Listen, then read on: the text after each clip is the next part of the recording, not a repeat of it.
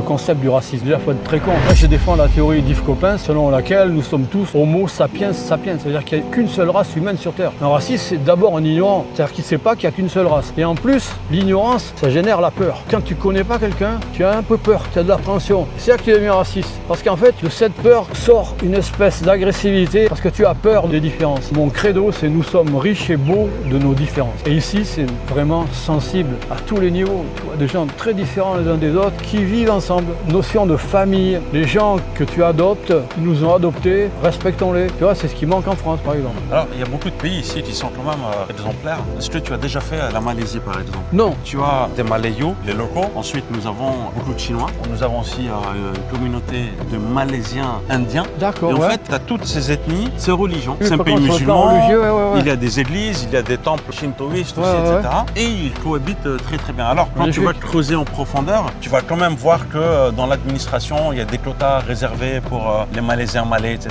Tu as des postes réservés pour les aborigènes, en fait. Les purs, vraiment, ceux qui sont C'est là, ça. les racines, c'est ce qu'on aurait dû faire en Australie. Et aux États-Unis, est-ce que tu trouves normal que les Amérindiens soient maltraités? C'est un truc de fou. On Tu devient as vu fou. la nouvelle brigade ICE aux Ah, États-Unis? mais c'est une horreur. Il faut savoir respecter les racines.